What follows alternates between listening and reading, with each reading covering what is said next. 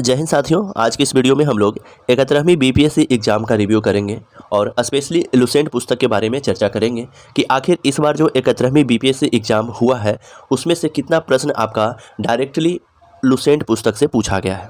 तो देखिए, जैसा कि आप सभी को मालूम है कि बीपीएससी में प्रश्नों की संख्या टोटल कितनी होती है, तो 150 होता है और इस बार 150 प्रश्नों में से 45 प्रश्न जो है केवल और केवल करेंट अफेयर का था और 10 प्रश्न ऐसे थे जो बिहार स्पेशल थे, जिसमें आपको बिहार का भूगोल, बिहार का इतिहास और बिहार का करंट अफेयर भी शामिल था। और जैसा कि आप सभी को मालूम है कि मैथ और रीजनिंग हमेशा से बीपीएससी में प्रश्नों की संख्या 10 होता है, तो इस बार भी मैथ और रीजनिंग की संख्या 10 थी। इस प्रकार आप देखेंगे कि 150 प्रश्नों में से 65 प्रश्न ऐसा है जो आपका करेंट अफेयर, बिहार स्पेशल और मैथ रीजनिंग का था। इसके अलावे जो बच जाता है, जैसे साइंस हो गया, ज्योग्राफी हो गया, उसके बाद में आपका इकोनॉमिक्स हो गया, उसके अलावा आपका हिस्ट्री हो गया, पॉलिटी हो गया, तो ये सब प्रश्न जो आपका लुसेंट पुस्तक में दिया हुआ है उस पर आज हम लोग चर्चा करेंगे। यानी टोटल जो 85 प्रश्न बच जाते हैं, तो 85 में से देखेंगे 42 से 45 क्वेश्चन जो है केवल और केवल लुसेंट से पूछा गया है। तो आज की इस वीडियो में हम लोग इसी के ऊपर चर्चा करने वाले हैं। तो देखिए, पहला प्रश्न आपका दिया हुआ है, मैगीनॉट रेखा किन दो देशों के बीच में विद्यमान है। तो आप सभी को मालूम है कि मैगीनॉट रेखा जो है फ्रांस और जर्मनी के बीच में है और ये आपको लुसेंट पुस्तक में आसानी से देखने को मिल जाएगा। पेज नंबर 439 पे जाएंगे तो वहाँ पे अंतर्राष्ट्रीय सीमाएं दिया गया है और यहाँ पे आप देख पा रहे होंगे मैगीनॉट रेखा जर्मनी और फ्रांस के बीच में है। अगला प्रश्न आपका पूछा गया था, ओजोन दिवस कब मनाया जाता है। तो ओजोन दिवस 16 सितंबर को मनाया जाता है और ये भी आपका लुसेंट पुस्तक में दिया गया है। लुसेंट में आप लास्ट में देखेंगे तो जो वहाँ पे डेट वाइज दिया गया है जनवरी से लेकर दिसंबर तक कि कौन सा दिवस कब मनाया जाता है, उसमें आप सितंबर वाला सेक्शन में जाएंगे तो 16 सितंबर को विश्व ओजोन दिवस मनाया जाता है। आसानी से आपको देखने को मिल जाएगा। अगला प्रश्न पूछा गया है, विलुप्त होने के खतरे में पड़ी प्रजातियां क्या कहलाती है। तो ये आपका लुप्त प्राय प्रजातियां कहलाती है और ये भी आपको लुसेंट में मिल जाएगा।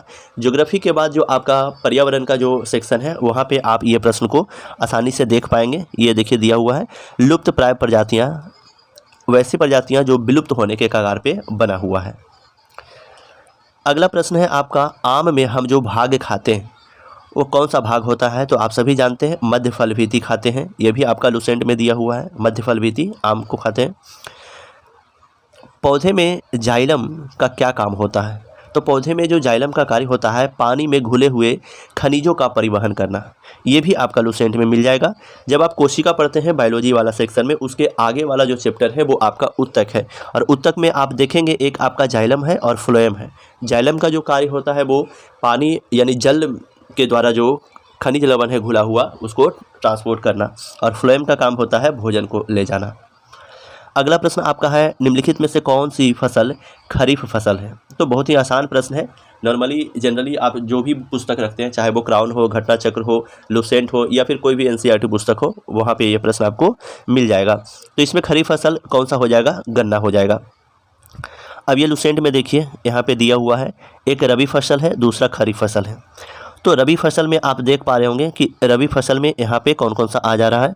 रबी फसल में एक तो आपका गेहूं है, दूसरा आपका जौ है और तीसरा आपका चना है।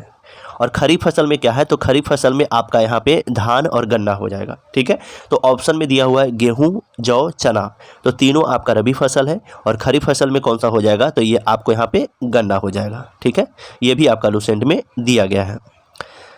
अगला प्रश्न है, जैविक झिल्ली, जैविक झिल्ली किससे बनी होती है। तो ये आपका क्या हो जाएगा, लिपिड, प्रोटीन और विभिन्न संयोजन से बना होता है। ठीक है, ये भी आपका लुसेंट में दिया हुआ है। कोशिका वाला सेक्शन में आप जाएंगे, कोशिका जो टॉपिक है दिया हुआ लुसेंट में, वहाँ पे देखेंगे तो ये जो है लिपिड और प्रोटीन का बना हुआ है, जो कि ऑप्शन ए में दिया गया है। हार्मोन किसके द्वारा स्रावित होता है। तो हार्मोन जो है आपका अंतःस्रावी ग्रंथि के द्वारा स्रावित होता है, ऑप्शन डी इसका सही हो जाएगा। और यहाँ पे देखिए आप लुसेंट बायोलॉजी को जब देखेंगे तो वहाँ पे दिया गया है कि अंतःस्रावी ग्रंथि से क्या होता है, हार्मोन का स्रावन होता है।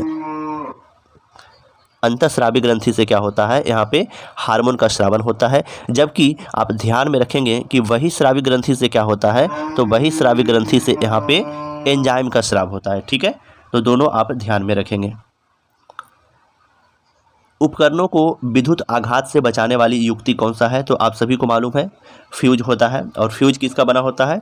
तो टीन और सीसा का मिश्रण होता है। यहाँ पे आप आसानी से देख पा रहे हैं कि विद्युत फ्यूज जो है इसका उपयोग हम लोग कहाँ करते हैं? परिपथ में लगे उपकरणों की सुरक्षा के लिए किया जाता है।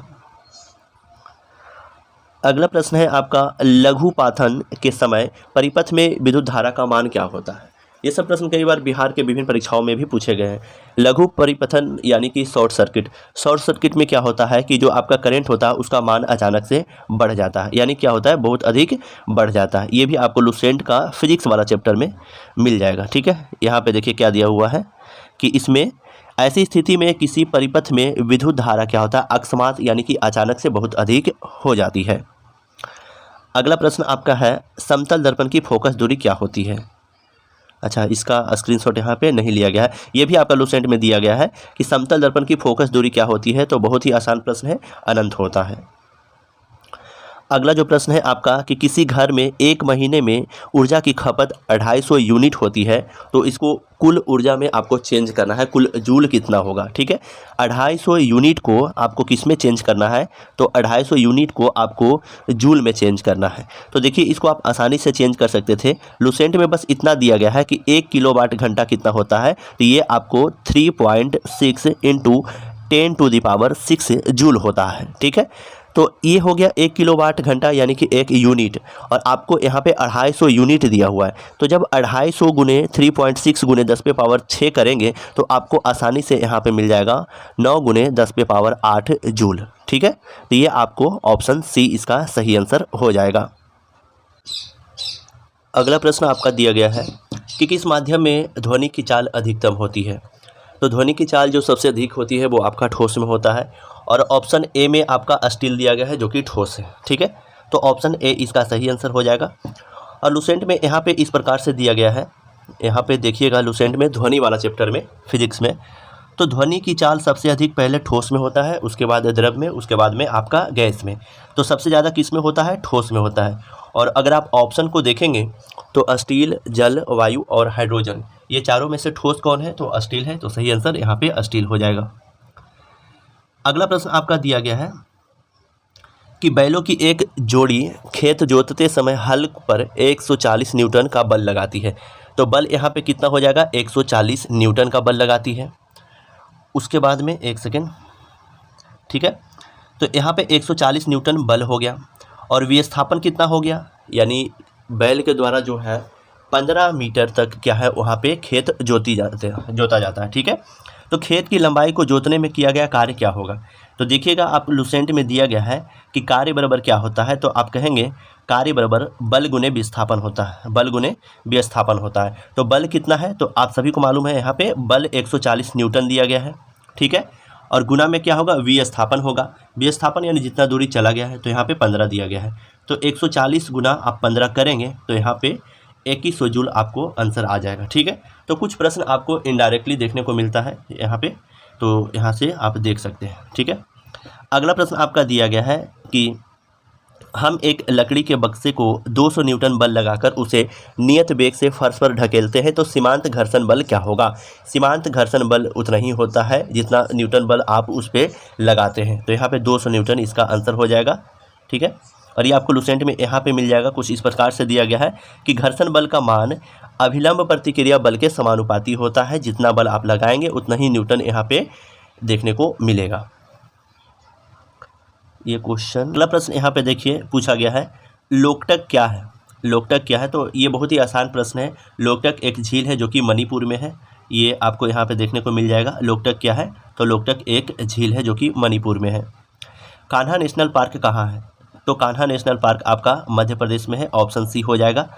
और यहाँ पे लुसेंट में दिया गया है कान्हा नेशनल पार्क मध्य प्रदेश में है। मध्य प्रदेश में बहुत सारे राष्ट्रीय उद्यान हैं, जैसे कि बांधवगढ़ हो गया, फॉसिल्स हो गया, पन्ना हो गया, सतपुड़ा हो गया, तो ये सभी आपको मध्य प्रदेश में ही देखने को मिलता है। अगला प्रश्न पूछा गया था आपका, निम्नलिखित में से कौन सा अलकनंदा और भागीरथी का संगम स्थल है? तो अलकनंदा और भागीरथी का संगम स्थल आपका देवप्रयाग है, और ये आपको ज्योग्राफी में मिल जाएगा। यहाँ पे देखिए लुसेंट में दिया गया है। यहाँ पे चारों दिया गया है। एक तो आपका विष्णु प्रयाग है, दूसरा आपका कर्ण प्रयाग है, तीसरा रुद्र प्रयाग है और चौथा आपका देव प्रयाग है। और यही प्रश्न आपसे यहाँ पे पूछा गया है, अलकनंदा और भागीरथी का संगम स्थल। उसके बाद अगला प्रश्न आपका है, लडंग संदर्भित करता है। लडंग यहाँ पे लिखा गया है, ये लदांग है। तो लदांग क्या है? तो लदांग एक झूम कृषि है, स्थानांतरित कृषि है। ये यहाँ पे देखने को मिल जाएगा लुसेंट में। यहाँ पे देखिएगा स्थानांतरित कृषि का नाम दिया गया है। जैसे यहाँ पे लदांग पूछा गया है जो कि मलेशिया का है, मिल्पा कई बार पूछा गया है मेक्सिको का है, वहीं पे चेन्ना कहाँ का है? तो ये आपका श्रीलंका का है। तो ये भी आपको लुसेंट में मिल जाएगा। अगला प्रश्न है, भारतीय क्षेत्र में दो ज्वालामुखी द्वीप कौन सा है? तो ये आपको नारकोंडम और बैरन है। ये भी आपको लुसेंट में भारत का भूगोल में देखेंगे दिया गया है कि भारत में बैरन तथा नारकोंडम नामक दो प्रसिद्ध ज्वालामुखी द्वीप है। और ये बैरन द्वीप कैसा है? तो बैरन द्वीप एक सक्रिय ज्वालामुखी है और यहाँ पे नारकोंडम क्या है? तो सुसुप्त ज्वालामुखी है। ठीक है, तो ये भी आप यहाँ पे ध्यान में रखेंगे। अगला प्रश्न पूछा गया है, दुनिया का सबसे बड़ा नदी द्वीप कौन सा है? तो दुनिया का जो सबसे बड़ा नदी द्वीप है वो आपका माजुली नदी द्वीप है। कहाँ पे है? तो असम में ब्रह्मपुत्र नदी पर है। ठीक है, ये देखिए यहाँ पे लुसेंट में दिया गया है कि विश्व का सबसे बड़ा ज्ञात नदी द्वीप कौन है? तो माजुली है, असम में है। और दुनिया का सबसे छोटा नदी द्वीप कौन है? तो वो आपका उमानंद है और ये भी आपको असम ब्रह्मपुत्र में ही है। अगला प्रश्न है आपका, हॉर्मुज जलडमरू मध्य जोड़ता है। तो ये आपको पर्सिया की खाड़ी और ओमान की खाड़ी को जोड़ता है। ये आपका विश्व भूगोल लुसेंट में देखेंगे तो यहाँ पे दिया हुआ है, हॉर्मुज जल संधि जो है फारस की खाड़ी और ओमान की खाड़ी के बीच में है। ठीक है, निम्न में से एक सेकंड। अगला प्रश्न पूछा है कि कौन सी बौद्ध संगीति बिहार में आयोजित नहीं की गई थी? तो इसका सही आंसर हो जाएगा चौथा बौद्ध संगीति। यहाँ पे देखिए, आप प्राचीन भारत में देखेंगे तो यहाँ पे 4 बौद्ध संगीति हुआ है, जिसमें आपको पहला तो राजगीर में हो जाएगा, दूसरा वैशाली है और तीसरा आपका पाटलिपुत्र है। और तीनों कहाँ है? तो बिहार में है। लेकिन चौथा बौद्ध संगीति कहाँ हुआ है? कुंडलवन में। और ये कुंडलवन कहाँ है? तो ये आपका जम्मू कश्मीर में है। तो कुछ प्रश्न ऐसे हैं जो कि आपको समझना होता है। ऐसा नहीं कि डायरेक्ट जो प्रश्न आपसे पूछे जाते हैं वो बिल्कुल सेम टू सेम पुस्तक में दिया रहे। कुछ ऐसे प्रश्न होते हैं जिसको आप समझकर बना सकते हैं। जैसे ये प्रश्न को देखिए कि इसमें कह रहा है कि निम्नलिखित में से कौन सा एक सही सुमेलित नहीं है? और आप सभी ने पढ़ रखा है कि बंगाल गजट भारत का जो पहला पत्रिका है वो किसने शुरू किया है? जेम्स हिकी ने किया है। तो यहाँ पे ये पहला मिलान आपका सही नहीं है, तो यही आपका सही आंसर हो जाएगा। बाकी तीनों को देखने का कोई ज़रूरत नहीं है। ठीक है, अगला प्रश्न आपका दिया गया है, सुभाष चंद्र बोस के बारे में कौन सा कथन यहाँ पे सही है? ठीक है, तो पहला जो ऑप्शन है, वह भारतीय राष्ट्रीय कांग्रेस के 1938 के त्रिपुरी सत्र में अध्यक्ष चुने गए। देखिए, सुभाष चंद्र बोस जी 1938 में अध्यक्ष जरूर चुने गए थे, लेकिन त्रिपुरी में नहीं चुने गए थे बल्कि हरिपुरा में चुने गए थे। और हरिपुरा कहाँ है? गुजरात है। तो पहला ऑप्शन तो यहाँ पे गलत हो गया और आपसे पूछा जा रहा है कि इनमें से कौन सा सही है। अब पहला गलत हो गया तो आप ऐसे भी छाट सकते थे कि ये ऑप्शन तो नहीं होगा, पहला गलत है, ये भी पहला इसमें है, ये भी पहला दिया है। ठीक है, तो केवल और केवल विकल्प नंबर 2 आपके पास बचता है जो कि सही आंसर यहाँ पे हो जाएगा। तो कुछ ऐसे भी आपको प्रश्न यहाँ पे देखना पड़ता है। ठीक है, तो इस प्रकार से आप समझ सकते हैं कि कैसे प्रश्न आपसे पूछे जाते हैं। अगला आपका है, सूची मिलान कीजिए, कौन किससे मैच यहाँ पे करता है। तो देखिए, आप सभी को मालूम है 2.5 दिन का झोपड़ा हर कोई जानता है, कुतुबुद्दीन ऐबक के द्वारा बनाया गया है। उसके बाद काबुली बाग बाबर के द्वारा, आराम बाग वहाँ पे काबुली बाग ये बाबर के द्वारा। इलाहाबाद का किला देखिएगा तो ये अकबर के द्वारा, और एतमाद-उद-दौला का मकबरा नूरजहाँ के द्वारा। हालांकि ये लुसेंट में आपको देखने को मिल जाएगा। यहाँ पे देखिए, कुतुब मीनार का निर्माण किसने किया था? नींव जो डाला था कुतुबुद्दीन ऐबक ने। ठीक है, यहीं पे आपको देखने को मिलता है 2.5 दिन का झोपड़ा। 2.5 दिन का झोपड़ा ये किसने बनाया था? ये आपका कुतुबुद्दीन ऐबक ने बनाया था। उसके आगे अगर आप देखेंगे तो उसके आगे अकबर, ये बाबर के बारे में यहाँ पे दिया गया है, बाबर के बारे में, काबुल के बारे में यहाँ दिया गया है। उसके बाद अकबर की आप महत्वपूर्ण कृतियाँ देखेंगे तो उसमें आपको इलाहाबाद का किला मिल जाएगा। तो ये आपको जो आपको बाबर, अकबर, हुमायूं ये सब दिया गया है, मुग़ल वंश, वहाँ पे आपको अलग अलग पेज में देखने को मिल जाता है। ठीक है, अगला प्रश्न आपका दिया गया है, फिर से इसमें मैच करना है पिता और पुत्र के बारे में। ठीक है, तो देखिए आप ध्यान से इसको पढ़िएगा। तो जहांगीर का जो बचपन का नाम था वो आपका सलीम था। जहांगीर का बचपन का नाम क्या था? सलीम था। तो सलीम किसका बेटा है? तो आप कहेंगे सलीम अकबर का बेटा है। ठीक है, तो इस प्रकार से आप ऑप्शन को मैच कर सकते थे। ठीक है, और उसके बाद देखिएगा, उसके बाद अगर बाबर को देखेंगे तो बाबर का बेटा कौन है? तो बाबर का यहाँ पे बेटा अगर आप देखेंगे तो एक आपको कामरान मिल जाएगा। ठीक है, बाबर का बेटा कौन हो जाएगा? कामरान हो जाएगा। उसके बाद में अकबर का कौन है तो सलीम है, शाहजहाँ का कौन है तो वो आपका मुराद है, और जहांगीर का कौन है तो यहाँ पे खुसरो है। तो ये आपको लुसेंट में मुगल वंश में देखने को मिलेगा कि जहांगीर के सबसे बड़े पुत्र खुसरो, तो एक तो यहाँ पे मिल गया। उसके बाद यहाँ पे देखिएगा जहांगीर जिसका बचपन का नाम सलीम था, ये अकबर का उत्तराधिकारी हुआ, यानी अकबर का पुत्र था। तो इस प्रकार से अलग अलग पेज में आपको देखने को मिल जाता है। अगला प्रश्न पूछा गया था, इसमें भी है मिलान करें। तो देखिए सुदर्शन झील किसने बनाया था, सुदर्शन झील आपको चंद्रगुप्त मौर्य ने बनाया था। उसके बाद प्रयाग की सभा, जो प्रयागराज जो आप देख रहे हैं आज, वहाँ पे हर 5 वर्ष पे वहाँ पे मेला आयोजित किया जाता है, किसके द्वारा तो ये आपको हर्षवर्धन के द्वारा। और चोल गंगम झील का निर्माण किसने कराया, तो वो आपको राजेंद्र प्रथम ने करवाया। तो ये भी आपका लुसेंट में देखेंगे तो अलग अलग पेज में देखने को मिल जाता है। जैसे इसमें देखिए आप हर्षवर्धन के बारे में यहाँ पे दिया गया है। हर्षवर्धन जो है प्रयाग में प्रति 5वें वर्ष एक समारोह का आयोजन करता था, तो एक ऑप्शन तो यहाँ पे मिल गया। उसके बाद अगला अगर आप देखेंगे तो ये आपको राजेंद्र प्रथम है, और राजेंद्र प्रथम ने ही किसका निर्माण करवाया था तो चोल गंगम नामक झील का या तालाब का निर्माण करवाया था। तो यहाँ से आप आसानी से प्रश्न को बना सकते थे। आपको क्रमानुसार यहाँ पे सजाना था, तो बहुत ही आसान प्रश्न, हर कोई जानते हैं कि सबसे पहले हर्यक वंश आया, उसके बाद में आपका शिशुनाग वंश आया, उसके बाद नंद वंश आया, मौर्य वंश आया। तो ये भी आपको लुसेंट में देखने को मिल जाता है। हालांकि ये आपको लास्ट में देखिएगा कि कौन सा वंश का संस्थापक कौन है वहाँ पे देखने को मिलता है, तो इसको हम पीछे से दिखाएंगे। हालांकि यहाँ पे भी आप देख पा रहे हैं, यहाँ पे हर्यक वंश पहले है, उसके बाद जब अगला पेज आप लुसेंट का देखते हैं तो वहाँ पे शिशुनाग वंश है, उसके बाद आपका नंद वंश है, उसके बाद मौर्य वंश है, उसके बाद शुंग वंश है, तब जाकर कण्व वंश है। ठीक है, शुंग हो गया, कण्व हो गया, उसके बाद सबसे लास्ट में जो है वो आपका यहाँ पे देखिए कुषाण वंश है। ठीक है, तो बहुत ही आसान से ये प्रश्न आप बना सकते थे।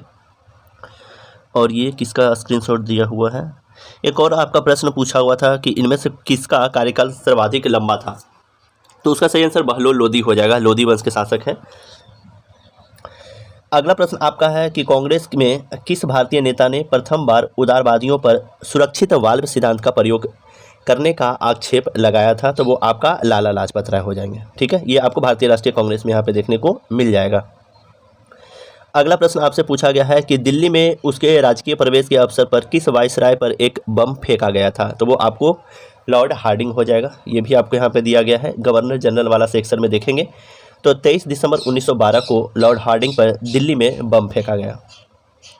हाँ, यहाँ पे देखिए वंश के बारे में जो चर्चा कर रहे थे, यहाँ पे दिया गया है कि पहले मौर्य वंश है, उसके बाद शुंग है, उसके बाद कण्व है, सातवाहन है, तब जाकर आपका कुषाण है, और इसी को आपको क्रम में सजाना था। अगला प्रश्न आपसे पूछा गया है, पंचायतों की वित्तीय स्थिति की समीक्षा के लिए कौन अधिकृत होता है, तो वो आपका राज्यपाल द्वारा गठित जो वित्त आयोग है वही पंचायत की वित्तीय स्थिति की समीक्षा करती है। ये भी आपको लुसेंट में पॉलिटी वाला सेक्शन में पंचायती राज में देखने को मिल जाता है कि पंचायतों की वित्तीय अवस्था में मूल्यांकन करने का जो अधिकार है वो वित्त आयोग के गठन का प्राधिकार राज्य के गवर्नर यानी राज्यपाल को है। ठीक है, अगला आपका अनुसूची से प्रश्न पूछा गया है कि इनमें से कौन सा युग में सुमेलित नहीं है। ठीक है, तो इसमें आप जो देख पा रहे हैं, जो आपको छठी अनुसूची है वो आपका सुमेलित नहीं है। ठीक है, चौथा में आपको राज्यसभा का सीटों का आवंटन किया गया है, तीसरा में आपको शपथ का चर्चा किया गया है, और सातवां में आपको संघ सूची, राज्य सूची और सम्मति सूची का चर्चा किया गया है। तो इसका सही आंसर ऑप्शन सी हो जाएगा। हालांकि इसमें उल्टा यहाँ पे स्क्रीनशॉट आ गया है, तो आप पॉलिटी में देखिएगा तो वहाँ पे दिया गया है तीसरा अनुसूची। तीसरा अनुसूची में क्या है तो आप यहाँ पे देख पा रहे होंगे, ये शपथ है।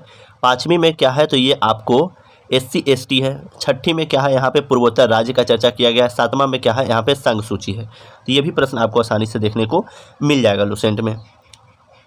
अगला प्रश्न आपसे पूछा गया है कि ये समवर्ती सूची का विषय कौन सा है। ठीक है, तो समवर्ती सूची का जो विषय है वो आपको वन्य जीवों की सुरक्षा और एक है आपका मूल्य नियंत्रण। तो यहाँ पे ऑप्शन कौन सा हो जाएगा, 1 और 4, यानी कि ऑप्शन नंबर ए इसका सही आंसर। तो यहाँ पे समवर्ती सूची के बारे में पूछा गया कि कौन सा विषय जो है आपका समवर्ती सूची में शामिल है। तो समवर्ती सूची में जो शामिल है वो आपका वन्य जीवों की सुरक्षा है और उसके बाद में बाजार नियंत्रण है। ठीक है, कृषि पर जो आय है वो राज्य सरकार का है और विद्युतीय उपभोग जो है वो भी आपका राज्य सरकार है। ऑप्शन देखेंगे तो आसानी से यहाँ पे आप एलिमिनेट कर सकते हैं। जैसे समवर्ती सूची की बात करेंगे, यहाँ पे जो आपका वन्य दिया गया है, वन्य जीव, वो आपका समवर्ती सूची में है।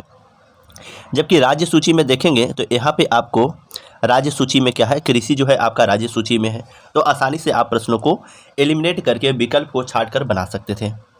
भारत का महान्यायवादी के बारे में पूछा गया है। तो भारत का महान्यायवादी जो होता है वो राष्ट्रपति को विधिक मामलों पर परामर्श देता है, ठीक है। तो डायरेक्टली तो नहीं मिल पाएगा, लेकिन इस प्रकार से अगर आप यहाँ पढ़ते हैं भारत का महान्यायवादी को, तो 2 से 3 विकल्प आसानी से छट जाते हैं। तो जो सिंगल विकल्प बचता है वो आपका सही आंसर हो जाएगा। अगला प्रश्न आपका पूछा गया है कि निम्नलिखित में से कौन सा विषय हाईकोर्ट और सुप्रीम कोर्ट दोनों के अधिकार क्षेत्र में आता है। तो वो आपको मौलिक अधिकार का संरक्षण है। आप सभी ने पढ़ा होगा अनुच्छेद 32 जो सुप्रीम कोर्ट है और अनुच्छेद 226 जो हाई कोर्ट है। ये दोनों अनुच्छेद के तहत, अनुच्छेद 32 के तहत हम सुप्रीम कोर्ट जा सकते हैं और अनुच्छेद 226 के तहत हम हाई कोर्ट जा सकते हैं। किसके लिए? तो मौलिक अधिकार का संरक्षण करने के लिए, ठीक है। तो ये दोनों के पास अधिकार दिया गया है।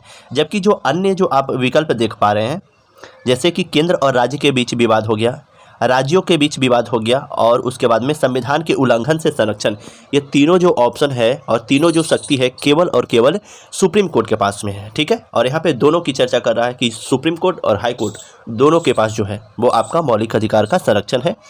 तो यहाँ पे आप देखिएगा, एक आपको सर्वोच्च न्यायालय के बारे में चर्चा किया गया है लुसेंट में। तो सर्वोच्च न्यायालय का जो प्रारंभिक क्षेत्राधिकार है क्या है कि भारत संघ यानी कि भारत सरकार और एक या एक से अधिक राज्यों के बीच में अगर विवाद है तो उसका निपटारा कौन करेगा? सर्वोच्च न्यायालय। 2 या 2 से अधिक राज्यों के बीच विवाद है तो उसका निपटारा कौन करेगा? सर्वोच्च न्यायालय करेगा, ठीक है। वहीं पे आप देख पा रहे हैं कि मौलिक अधिकार का रक्षक कौन है? सर्वोच्च न्यायालय। तो अनुच्छेद 32 के तहत आप सुप्रीम कोर्ट भी जा सकते हैं। और उसके बाद में देखिएगा तो अनुच्छेद 226 के तहत ये आप हाई कोर्ट भी जा सकते हैं। किसके लिए? तो मौलिक अधिकार के संरक्षण के लिए, ठीक है। अगला प्रश्न आपका है यंग इंडिया, ये किसका पुस्तक है? तो यंग इंडिया जो पत्रिका है वो आपको महात्मा गांधी ने शुरू किया था। बहुत ही आसान प्रश्न है। यंग इंडिया, हरिजन, नवजीवन, ये सभी महात्मा गांधी के द्वारा निकाले गए थे। दिल्ली चलो का नारा किसने दिया था? तो दिल्ली चलो का जो नारा है वो आपको सुभाष चंद्र बोस जी दिए थे, ठीक है। ये भी प्रश्न आपको लुसेंट में देखेंगे मिल जाएगा। ये देखिए आपको एक ऑप्शन दिया था अभी सुभाष चंद्र बोस के बारे में, अभी हम लोग जो चर्चा कर रहे थे कि कौन सा विकल्प सही है, तो एक ऑप्शन ये भी वहाँ पे दिया गया है। 1943 में सिंगापुर में उन्होंने क्या किए थे? स्वतंत्र भारत की एक अस्थायी सरकार का गठन किया था। अगला प्रश्न आपका है कि किस कमीशन ने सभी राजनीतिक समूहों और दलों के किसी भी भारतीय सदस्य को शामिल नहीं करने के कारण बेचैनी को बल दिया? तो देखिए आप सभी को मालूम है कि साइमन कमीशन में एक भी सदस्य भारतीय नहीं थे।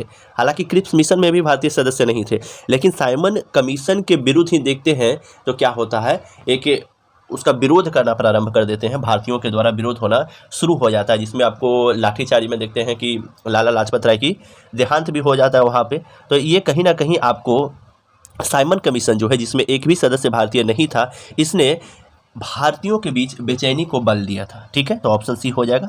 यहाँ पे देखिएगा, ये जिसको हम लोग वाइट कमीशन भी कहते हैं, तो यहाँ पे दिया गया है लुसेंट में। अगला जो प्रश्न है आपका कि किस अधिनियम ने भारत के विभाजन के लिए 2 नए स्वतंत्र भारत और पाकिस्तान के राज्यों को मूर्ति रूप दिया था? तो वो आपको भारतीय स्वतंत्र अधिनियम 1947 हो जाएगा। और ये भी आपको लुसेंट में यहाँ पे दिया गया है कि भारतीय जो स्वतंत्रता विधेयक या अधिनियम है जो 4 जुलाई 1947 को पेश किया गया था, इसके अनुसार क्या हुआ था? इसके अनुसार 2 राष्ट्र, एक तो भारत और दूसरा पाकिस्तान जन्म हुआ था, ठीक है। 2 भागों में बांटा गया था। तो ये भी आपको लुसेंट में दिया गया है। और अगला प्रश्न है क्रमानुसार लगाना है। तो ये देखिए लुसेंट में ज़रूर मिलेगा, लेकिन अलग अलग पेज में है। जब आप टीपू सुल्तान के बारे में पढ़ेंगे तो 1799 में चतुर्थ आंग्ल मैसूर युद्ध में इनका देहांत हो जाता है। उसके बाद वांडीवास युद्ध देखेंगे तो 1759 में, सालबाई की संधि 1782 में, और राजा नंद कुमार वारेन हेस्टिंग के समय में 1775 में इसको मृत्युदंड की सजा दी गई थी। तो इस प्रकार से अलग अलग पेज में आपको देखने को मिलेगा। इसको क्रम में सजाना था, जो कि ऑप्शन डी हो जाएगा। 3, 2, 1, 4 हो जाएगा। अगला प्रश्न आपका दिया गया है, फिर से यहाँ पे मिलान करना है। तो देखिए मिलान करने में आप सभी को मालूम है कि किसान सभा बिहार, ये स्वामी सहजानंद हो जाएंगे। चंपारण सत्याग्रह देखेंगे तो ये आपको राजेंद्र प्रसाद हो जाएंगे। और देखिए चंपारण सत्याग्रह राजेंद्र प्रसाद, केवल एक ही ऑप्शन जो है जिसमें आपको डी का विकल्प 4 दिया गया है, ठीक है। तो यहाँ पे देखिए चंपारण सत्याग्रह में महात्मा गांधी के साथ कौन कौन व्यक्ति शामिल हुए थे, तो यहाँ पे राजेंद्र प्रसाद को आप देख पा रहे हैं। इस प्रकार से आप चाहते तो आसानी से ये प्रश्न को यहाँ पे बना सकते थे। ऑप्शन डी में देखिए 4 दिया गया है, यानी चंपारण सत्याग्रह राजेंद्र प्रसाद। केवल एक ही अगर आप विकल्प को जान पा रहे थे फिर भी आप यहाँ पे प्रश्न को बना सकते थे। तो ये टोटल प्रश्नों की संख्या लगभग हम लोग जो डिस्कशन किए वो आपका 42 है, यानी कि 42 ऐसे प्रश्न थे बीपीएससी में पूछे गए थे जो कि आपका डायरेक्टली और कुछ इनडायरेक्टली रूप से लुसेंट पुस्तक से दिया गया था। उम्मीद है आपको ये वीडियो अच्छा लगा हो। अगर वीडियो अच्छा लगा है तो आप चैनल को सब्सक्राइब कीजिए, शेयर कीजिए और लाइक करना ना भूलेंगे। मिलेंगे अगले वीडियो में, तब तक के लिए जय हिंद।